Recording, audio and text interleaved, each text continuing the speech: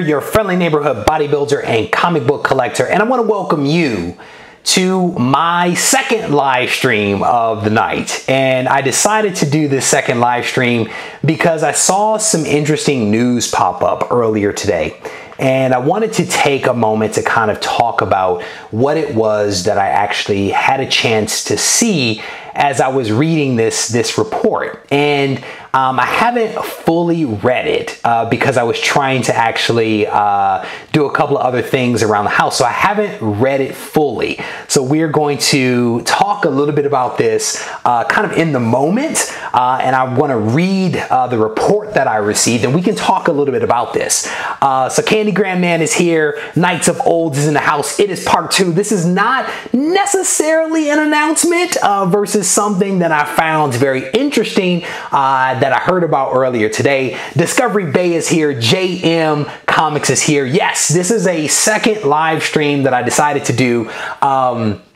I was actually going to do it earlier when I first got home, but I had a guy here at the house working on my security system, and so I wasn't able to go live. And then I knew I had the one at 7 o'clock that I needed to do, so we did that one, but I didn't want to put this in that same announcement, so I decided to break them up into 2 separate ones. So we're not sure how many people are actually going to come in here for this thing because I've already had my allotment of time for the evening. So this one is interesting, and you guys know me, I'm always trying to keep it positive, and so my goal with this is to also keep this one as positive as well. So what does he say? He said, JM says, Disney hired you to run Marvel. Bro, I wish that would be a cool job, I'm gonna tell you. So here's the thing, I don't know if you guys have heard this, but Marvel actually announced its first drag queen superhero today. And I guess this character was around before and then went away, but now is back. So I don't really consider it an announcement of it. It is the return of the character, right? And so this actually came out. I read this as I was like pulling into my driveway earlier today. But I guess this character by the name of Shade is a mutant superhero drag queen, and it is the first ever drag queen in a Marvel series. And so this character is actually going to be in the Iceman comic book. So I guess Iceman was out. You guys know that Iceman turned out to be gay.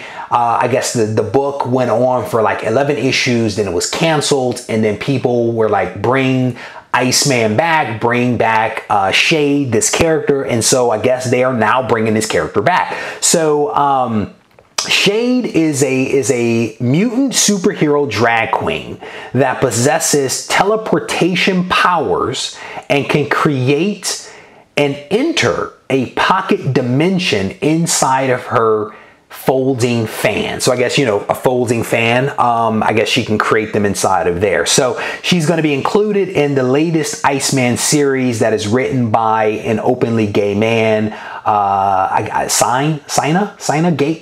I guess. I don't know how you say his first name, but last name is Grace. And so it's going to be interesting. So you know, I know that a lot of people had a really tough time with the fact that they actually made Iceman gay, right? Because I guess back in the day, Iceman used to be like a ladies' man. He was a younger kid, right? And then they made him gay, and so people were very upset about that. And so I guess now they are now creating from scratch essentially a new character that they are introducing that happens to be transgender. And so for me, you know, I think that this is good, right? I'm gonna just come out and say it. I think that it is good because, you know, in many ways, like what worked for me with comics when I was younger is that I could see like mutants and black people being somewhat similar in the sense that we were a little bit outside of society, wanted to be included in society, but were a little outside of society. And they struggled, you know, despite doing good things, they struggled. And to some degree or another, I also saw myself as an outsider because I was a little nerdy when I was younger. And so I could see myself, if you will, in comics. I could see myself as the X-Men. I could see myself as the awkward Peter Parker, right? Which is also part of the reason why I love Spider-Man. He was a great hero that struggled with real life. You know what I'm saying? Despite all the great powers that he had, my man couldn't pay rent. My man had girl troubles. He was socially awkward, you know? And so I think that maybe Marvel is listening to what people have said, in that they should not take a character that people have grown to love and make him or her something other than what they've always been. And so I guess what they're trying to do is to acknowledge that and create a character from scratch, and then make that character be what it is that reflects society. And, you know, maybe people are going to like that. Maybe people are going to read it, but maybe there is someone out there that will be attracted to this character of Shade and will see something in her that resonates with them. And maybe they find some comfort in the comics. And so that's kind of how I'm trying to look at this stuff. I'm looking at it from a positive perspective. I personally am not going to read the book, but I don't read Iceman, you know what I'm saying? So, but there may be people out there that want to read this book because, you know, they want to see themselves in there, or they want to read it and buy it for their kid, or who may be struggling. Who knows? I don't know. But, you know, from where I sit, I don't necessarily see this as a bad thing. My hope is that the book will be able to survive and that people will actually buy it that have an interest in that. But it won't necessarily be me, you know, but I think this is actually not a bad thing. So Steve Rogers is here. Knights of Old is here.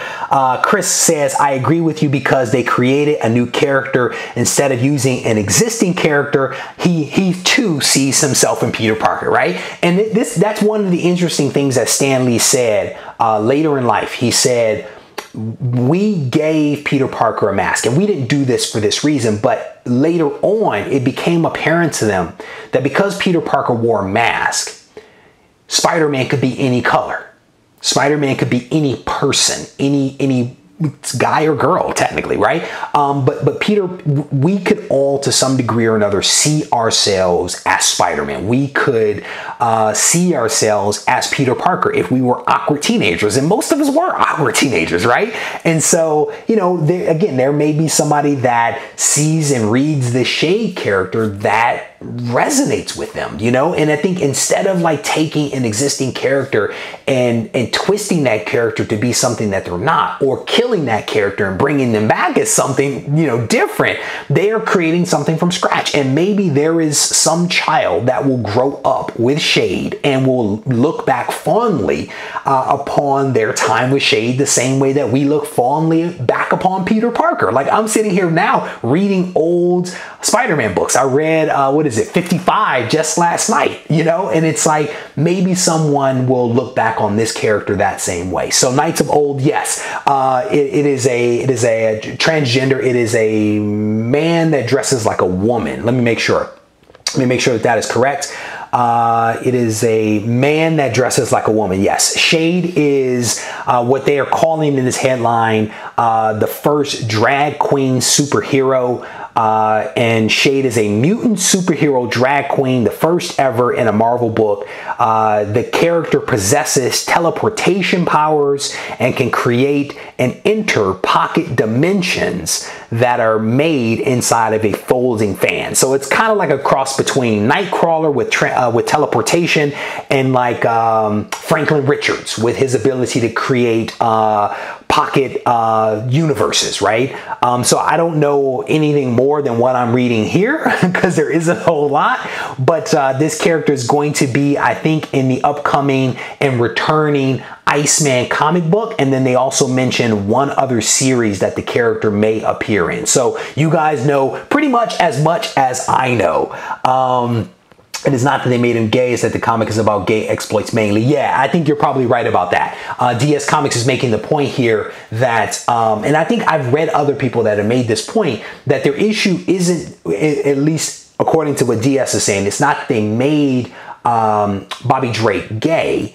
It is the fact that everything in the book was about the fact that he was gay, you know? And I get that. I get that, you know? I get that on many different levels, my friend. So I'm not going to talk anymore about that.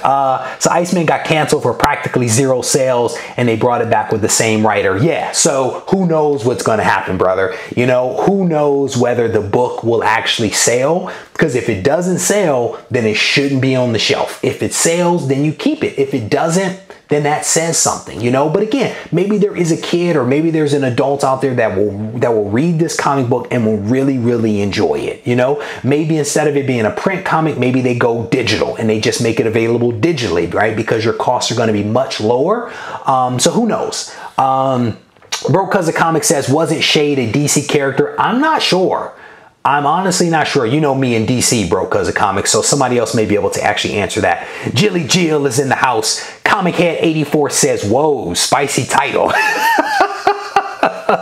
It is a little bit of clickbait there, brother. It is a little bit of clickbait, but the video and this live stream is actually about that topic. So it's actually technically not clickbait, but maybe it is a little enticing. Let's put a little spicy. I think you're right about that one. So Chris Barrett says he sees himself in Peter Parker because he was the kid who had something radical pushed on him all through high school. He was a smart guy who got by because of his intelligence and developing charm. There you go. There you go. I was in the school for gifted children, my friend, so I definitely know where you are coming from with that. DS Comics says maybe they can team up with America Chavez and Faith. Who knows, brother? Did Claremont write a gay Iceman? He did not. Chris's Bobby Drank, if I remember, was like a ladies' man. He was a younger kid, but who was a ladies' man, I thought. Yeah, DS Comics, you're right. Iceman was a straight up until Grace decided all of a sudden to make him gay. There you go. Yeah, well, maybe. So Discovery Bay Comics says, Reggie, they won't be able to get it because the speculators will buy them up. Maybe. You never know. So Comic Head 84, yes. Basically, what they are doing for those that are just joining, again, I know I'm jumping back into this whole live thing after having already gone live, so I'm on like bonus time here. Basically, what Marvel is doing is that they have announced that they're bringing back a transgender superhero, one that they had before in the Iceman series that was canceled after 11 issues. They are bringing back that series with the same writer, with Iceman, and with a character that goes by the name of Shade. And Shade is a mutant drag queen. I'm sorry, yeah. Mutant superhero drag queen, the first ever in a Marvel series. The character possesses teleportation powers and also the ability to create pocket dimensions inside of a folding fan. So characters here, and character has a lot of pouches, kind of like a Rob Liefeld, but appears to be rocking what is almost like an X-Man uniform with a big X on it and a belt. So we'll see. We'll see, but this character I think is going to be in the upcoming, again, Iceman series and maybe have a couple of crossovers. So we will definitely see what happens. Chris says here, Iceman was the exact opposite, a ladies' man. Well said. Well said.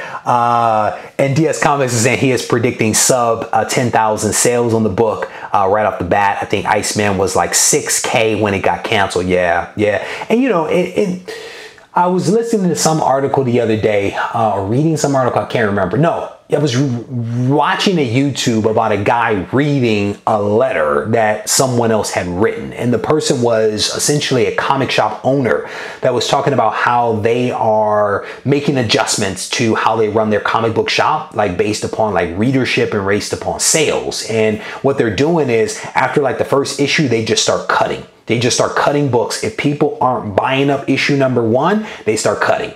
If they're not buying issue 2, they keep cutting. And they cut until once it gets so low, then they just cancel the title entirely. So something like that could happen. If there is no receptivity to this title and to these characters, they may cancel it, right? But who knows? Maybe one of the things that they should consider is making it digital, right? Because digital has a whole, you know, lower cost structure in place, and they could still do what they think is right for the community, for society, by having these characters, but do it in a way where it is not cost prohibitive for them to do that thing. So who knows who knows what they're going to decide to do. But again, I wanted to kind of make mention of this. So Comic Head 84 says, if Alan Moore or something was writing a TS character, that would be interesting, but that Iceman dumpster fire won't even do it justice to its own target audience. You might be right. Because I don't, you know, who knows why that book was canceled. I live in San Francisco, in the San Francisco Bay Area, so you would assume that it would have some receptivity in play here, but I honestly don't think I ever saw the book on the shelf